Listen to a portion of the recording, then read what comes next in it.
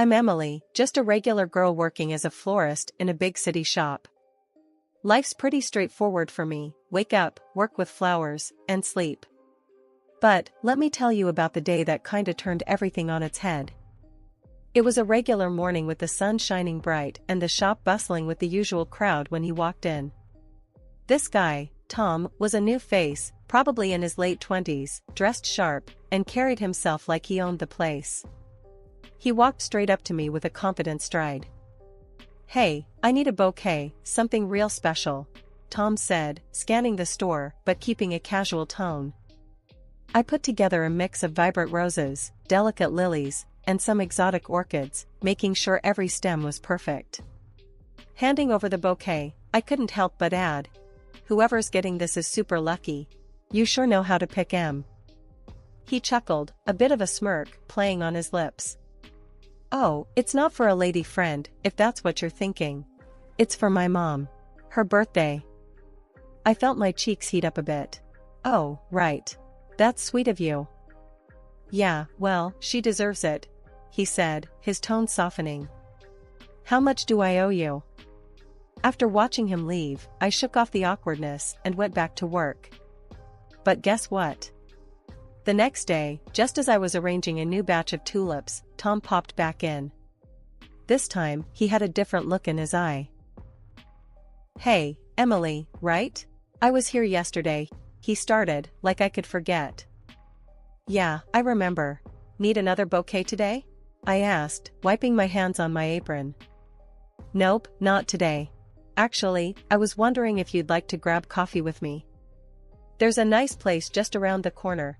My treat," he said, his gaze steady. I hesitated for a moment, not really sure what to make of it. Like a date? "Yeah, why not? Could be fun." He shrugged, looking casual but hopeful. I figured why not, it's just coffee. "Sure, let me grab my bag." That coffee turned into dinner, and dinner turned into late-night talks. Tom was charming, no doubt about that. He worked for some big tech company downtown, knew a lot about a lot, and made sure our cups were never empty.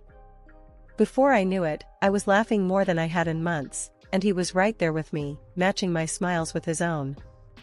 After that first coffee date, things with Tom really took off faster than I expected. He was always popping into the shop or texting me to see when I was free. He liked making plans on the fly, and I guess I liked that about him, kept things exciting.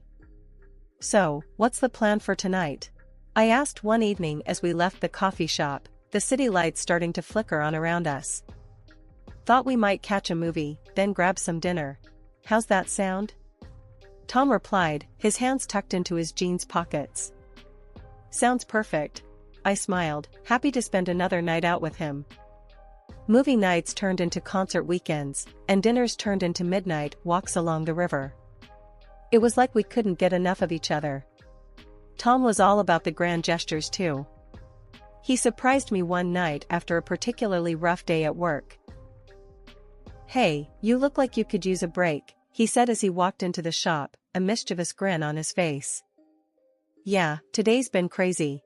What's up?" I wiped my forehead, dropping a bunch of wilted daisies into the bin. "I think you need a change of scenery. How about we drive up to the coast this weekend? Just you and me?" He leaned on the counter, his eyes sparkling. I couldn't believe it. "Really? Like a mini vacation?" "Why not? We both could use some fresh air, and I know a great little place by the beach," he said, looking hopeful. That weekend getaway was something out of a dream. The beach was beautiful, the food was amazing, and Tom, he was perfect. We talked about everything under the sun, from our crazy childhood stories to our hopes for the future. It was during one of those deep conversations, under a sky full of stars, that he caught me off guard. "Emily, I've been thinking," he started, his voice serious for once. "Yeah?" I turned to face him, the sea breeze playing with my hair. "I don't want to scare you off or anything, but I think I'm falling for you. Hard." He took my hand, squeezing it gently. I felt my heart skip a beat. "Tom, I feel the same way." His smile then was enough to light up the darkest night. Good, because I have something else to ask you. And just like that, a few weeks later, he was down on one knee, right there in the middle of my flower shop, with a ring that sparkled like his eyes did when he smiled. "Emily, will you marry me?" he asked, the shop filled with the scent of roses and lilies. It felt surreal, like a scene from one of those romantic movies we used to watch. But it was real, it was happening to me. "Yes, Tom, of course, I will." The cheers from my coworkers erupted around us, and Tom swept me into his arms, spinning me around. It was magical, unbelievable, and everything felt just right. When we told our families, they were over the moon. His parents hugged me tight, already calling me their daughter. My parents were just as thrilled, talking about wedding plans, and how they'd always hoped I'd find someone who made me smile like Tom did. Life after the wedding was bliss, at least, for a little while. But things started to shift when we found out I was pregnant. It should have been the happiest news, and it was, at first. Both our families were ecstatic, showering us with congratulations and gifts. But the reality of pregnancy hit me like a truck, and not in a good way. I started getting sick a lot. And I mean a lot. It wasn't just morning sickness, it was all day, can't get out of bed, can't smell anything without gagging sickness. I tried to keep working at the flower shop, but the scents that used to bring me joy were now my worst nightmare. One day, I was trying to arrange a bouquet when the nausea hit hard. I barely made it to the back room before I threw up. The decision to go on unpaid maternity leave wasn't easy. I knew it put us in a tight spot financially, but I had hoped Tom would understand. Turned out, I was half right. The day I told him about my decision, I could see the change in his demeanor instantly. His usual warm eyes went cold, and his voice had an edge I hadn't heard before. "Unpaid leave? Are you serious, Emily? How are we supposed to handle the bills with you not working?" he snapped, pacing back and forth in our tiny living room. I tried to stay calm, though inside, I was trembling. "I can't work, Tom. You've seen how bad it's gotten. And it's not like I want to be sick." His frustration boiled over, and he threw his hands up in the air. "So what, I'm supposed to just handle everything? What are you going to do all day, sit around while I bust my ass?" I flinched at his tone, feeling a sting behind my eyes. "I'll do what I can at home. I can still handle some chores, maybe start some freelance floral design from the house." "Great, Emily, really great. As if those little gigs are going to cover anything. We need real money." He cut me off, his voice laced with sarcasm. I felt so helpless and trapped, watching the man I loved turn into someone I barely recognized over money issues and my health problems. It was like a bad dream, and I kept hoping I'd wake up. "Tom, please, let's just try to work this out. We're going to be parents. We need to support each other," I pleaded, reaching out to him. He looked at my hand, then at me, his anger slowly fading into resignation. I know. I'm sorry, Em. I'm just stressed, that's all." But the apologies didn't change the situation. The days were long, filled with discomfort and loneliness, as Tom buried himself in work, leaving me to deal with the pregnancy and the house as best as I could. As the weeks passed, my pregnancy only got tougher, and the chasm between Tom and me widened. My days blended into a continuous loop of discomfort and failed attempts at normalcy. Trying to keep the house together was becoming a nightmare. One evening, Tom came home to find me on the couch, a cold cloth over my forehead, trying to stave off another wave of nausea. The sight seemed to set him off instantly. "Still on the couch, Emily? I thought you were going to handle the chores today," he said, his voice sharp, tinged with irritation. I sat up, feeling a surge of dizziness as I did. "I tried, Tom, I really did. But the smells, everything just makes me sicker. I can't stand for too long without feeling like I'll pass out." He threw his keys on the table with a clatter. "You know, when you said you'd handle things at home, I actually thought you meant it.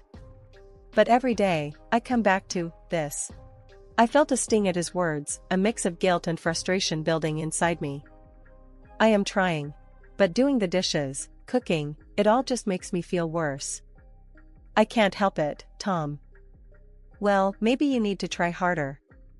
We can't live like this, Emily. I work all day, and I can't come home to a mess and no dinner. It's not fair. His voice rose, echoing off the walls. The unfairness of his expectations weighed heavily on me. I struggled to my feet, steadying myself against the back of the sofa. It's not fair to me either, Tom. I'm not just lounging around for fun. This is really hard for me. But it's like you're not even trying, he shot back, his anger palpable. All day at home, and what do you have to show for it? I'm out busting my ass to make sure we have what we need, and you can't even keep the house clean? His words cut deep, branding me as lazy and useless, and shame washed over me. But the hurt was turning into resentment. I'm carrying your child, Tom. Our child. Shouldn't that count for something? Don't you think I wish things were different? He paused, looking at me as if seeing me for the first time that evening. I know it's tough, but you calling it tough doesn't make our life any easier. I need more from you, Emily. The room felt colder, the air between us thick with unsaid things. I'm doing the best I can, I whispered, my voice breaking. His face hardened. Well, maybe your best isn't good enough. That night, as I lay in bed alone, his words replayed in my mind. I thought about reaching out to my parents or his, but I couldn't bring myself to worry them or admit how bad things had gotten. The idea of leaving, of taking refuge with my family in another city, flickered in my mind like a distant lighthouse. Yet, the thought of making such a big decision on my own was daunting. By the time I scheduled another appointment with my doctor, the tension at home was unbearable. Tom's patience was thinning by the day, and I was at my wits' end trying to balance my health with his expectations. Sitting in the waiting room, I practiced what I'd say to the doctor, hoping he might offer some kind of solution or at least validate what I was going through. When Dr. Lee called us into his office, I felt a mix of relief and anxiety. Emily, how are we feeling today? Dr. Lee asked as he ushered us in. I glanced at Tom, who seemed disinterested, his eyes fixed on his phone. Not great, honestly. The nausea is really bad, and it's causing some problems at home, I admitted, my voice shaky. Dr. Lee frowned, concerned. Nausea can be tough, especially if it's severe. Tom, are you aware of how this is impacting Emily? Tom looked up, slightly annoyed. Yeah, I know it's bad. But we all have our burdens, right? I work all day, and I come home to more stress. It's hard all around. The doctor nodded, his expression serious. Yes, it's hard for both of you. But it's important to understand that what Emily is experiencing is not within her control. It's a physical reaction to pregnancy hormones. Some women have it worse than others. Yeah, but how long is this supposed to last? I mean, is there something she can do to just get over it? Tom's frustration was evident. Dr. Lee took a deep breath, choosing his words carefully. Unfortunately, it varies. Emily, we can try a few different medications to help manage the symptoms. It's not about getting over it, but managing it so she can have some quality of life. I nodded eagerly, grateful for any help. That sounds good, anything to help ease this. Tom shrugged, not fully convinced. So, what? Are these meds going to fix everything? Can she start doing more around the house then? It's not a cure, Dr. Lee explained patiently. It's to help her cope better. As for household duties, it might be wise to adjust your expectations during this time. Pregnancy isn't a one-size-fits-all situation. Tom sighed loudly, his impatience showing. So I'm supposed to just keep handling everything? This isn't what I signed up for. The room went silent for a moment, the tension thick. Dr. Lee looked between us, his expression softening. Tom, this is a temporary phase. It's a time when support is crucial. Perhaps, considering some temporary help at home could relieve some of the pressure. I'm not hiring someone to do chores when we're already tight on money because of the unpaid leave. Tom snapped back. Dr. Lee tried again to explain, emphasizing the reality of my symptoms and the need for empathy and support. Tom, understanding and patience are vital here. It's not about one person doing more or less, it's about adapting to challenges together. However, despite Dr. Lee's efforts, Tom's frustration seemed only to grow. He stood abruptly, shaking his head. This is all just excuses, isn't it? You just don't want to do anything. I'm tired of this. With that, he walked out of the room, leaving me behind with the doctor. Dr. Lee gave me a sympathetic look, his disappointment evident. I'm sorry, Emily. I tried. One evening, out of nowhere, Tom dropped a bombshell. So, my boss, Mr. Henderson, is throwing a big party next week. He's a big family guy, loves seeing everyone with their spouses. That means you're coming with me, Em. The news hit me like a ton of bricks. The thought of a social gathering was overwhelming with how sick I'd been feeling lately. Tom, do you think that's a good idea? With how I've been? I started, hoping he'd understand. No, Em, it's not up for discussion. Mr. Henderson notices these things. It's important for my career that we both show up, he said firmly, cutting off any protest I might have had. But the people, the noise, the smells. I don't know if I can handle it, I replied, my voice weak, already dreading the thought. Tom's expression hardened as he crossed his arms. You have to, Em. It's important for my career. Can't you just try to hold it together for a few hours? The drive to the venue was tense, with Tom going over his talking points, while I tried to steady my breathing and calm my churning stomach. When we arrived, the blast of music from inside the venue hit me like a physical wave, and the mingled perfumes and food odors made my head spin. Remember, smile and try to look like you're having a good time, Tom whispered as we entered, his grip on my arm a bit too tight. I nodded weakly, managing a smile as a few of Tom's colleagues came over to introduce themselves. They were all smiles and handshakes, but all I could focus on was the overwhelming scent of perfume and food.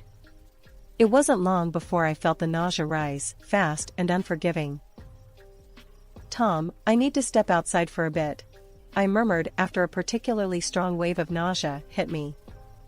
Not now, Emily, he hissed, barely looking at me. Just hold on until after dinner, please. Trying to blend into the background, I sipped on some water, hoping to settle my stomach. But it was no use. Halfway through the dinner, I could feel a cold sweat break out over my forehead, and I knew I couldn't hold back any longer. I stood abruptly, my chair scraping loudly against the floor. Tom, I need to go. Now, I said, my voice urgent. Tom looked at me, frustration and embarrassment coloring his features. Can't you see I'm in the middle of something here? He snapped quietly, his teeth clenched. I'm going to be sick, I whispered, feeling the room spin as people turned to look. Without waiting for him, I rushed toward the bathroom, but didn't make it. Right there, in front of all those people, my body gave up, and I was violently sick. The room went silent, save for the horrible sound of my embarrassment. When I finally stopped and looked up, tears of humiliation stinging my eyes, Tom was by my side, but his look was not one of concern. You just had to make a scene, huh? He muttered, helping me up not out of kindness, but to get me out of sight. He grabbed my arm, his grip tight and painful, and dragged me into the corridor. Look what you've done. You're a pretender, Emily. Always making excuses, he yelled, his face inches from mine. I tried to pull away, feeling overwhelmed and scared. Tom, please, I'm really sick. Enough. I'm sick of your excuses. Get out of here on your own. I'm done dealing with this tonight, he shouted. He shoved me towards the exit, pushing me several times as I stumbled. Finally, he threw me into the hallway and stormed off. I leaned against the wall, gasping for air, my body weak from nausea and my heart breaking from his cruelty. Leaning against the wall of the corridor, I felt utterly humiliated and abandoned. My tears were just starting to dry when I heard footsteps approaching. An elderly man, whom I hadn't noticed before, came up to me, his expression concerned. I heard some yelling. "What happened here?" he asked in a stern but caring voice. I couldn't hold it in anymore. The tears started again, and I found myself pouring out everything. My husband, he just doesn't understand. He thinks I'm pretending to be sick because of the pregnancy. He left me here after I got sick in front of everyone. The man's face turned sharply stern as he listened. "What's your husband's last name?" he asked with an intensity that made me shiver. "Morris, Tom Morris," I managed to say through sobs. His demeanor softened a bit as he nodded, understanding the situation better. "Come with me," he said gently, leading me to a quieter part of the venue, away from the noise and the overwhelming smells. He found an empty table, pulled out a chair for me, and handed me a glass of cool water. Sitting there, sipping water, helped me calm down a bit. The man remained with me, ensuring I was all right. Soon, the solemn part of the party began, and he excused himself saying he had to take the stage. I watched as he walked up, and to my shock, the crowd erupted into applause. The man, now at the podium, started praising his employees for their commitment to family values. Then, his tone changed, and he started talking about respect for one's spouse. "There is a man here," he said, turning to look directly at Tom, "who has failed to show the respect and support a husband should to his wife." Tom's face went pale as he was called up to the stage. I watched, frozen, as Tom walked up to join the man, the same man who had just helped me. "My wife and I have 4 children," the man continued, his voice stern and loud enough for everyone to hear. "And I understand how different each pregnancy can be. It is no excuse to mistreat or doubt your spouse." Tom tried to defend himself, stammering about how it was all a misunderstanding, how he thought I was just avoiding responsibilities. The murmurs in the hall grew loud, filled with disbelief and disapproval. The man on the stage, who I now understood was Mr. Henderson, Tom's boss, responded firmly, "That is no way to treat anyone, especially not your pregnant wife." His next words dropped like a hammer. "Tom Morris, you are no longer employed at this company. We respect family values here, something you've clearly forgotten." After the party, Mr. Henderson drove me back to my house. He made sure Tom wouldn't cause any trouble while I packed up my belongings. It was surreal, gathering my life into boxes with Tom's boss watching over things, ensuring everything stayed civil. Tom was silent, his anger from the night before replaced by a sullen quiet. Mr. Henderson didn't say much either, but his presence was a solid reassurance that I wasn't alone in this. Once everything was packed, Mr. Henderson drove me to a hotel. The next few weeks were a blur of finding a new apartment and dealing with the legalities of separation. When Tom's parents heard about what had happened, they reached out, full of apologies and offers to help.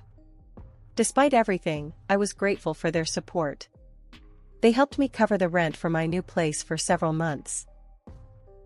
Life in my new apartment was quiet. I spent days preparing for the baby and nights wondering about the future. When my son Jack was born, it was like a light came back into my life. Holding him for the first time, I knew that no matter what had happened, starting over had been the right decision. Divorce proceedings were tough. Tom fought against it at first, but eventually gave in. Mr. Henderson was instrumental once again, providing a corporate lawyer to handle my case. The lawyer was sharp and empathetic, helping me secure a settlement that included compensation for emotional abuse and child support. The financial security was a relief. It meant I could start anew without constant worry. With my life somewhat stabilized, I returned to the flower shop. Mrs. Jenkins, my boss, welcomed me back with open arms. "We've missed you, Emily. The flowers haven't been the same without you," she said on my first day back. Working again felt therapeutic.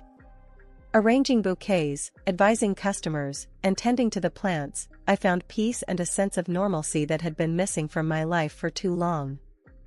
One afternoon, while arranging a particularly beautiful set of roses, my phone rang. It was Mr. Henderson checking in. "Just wanted to see how you and Jack are doing, Emily," he said, his voice warm over the phone. "We're doing well, thank you. Back at work, and it feels right. I responded, smiling as I snipped the stem of a rose. That's great to hear. Remember, you ever need anything, I'm just a call away. Ending the call, I looked around at my surroundings, the colorful flowers, the photos of Jack I had pinned up by my workstation, and the gentle hum of daily life in the shop. It all felt like a new chapter had truly begun.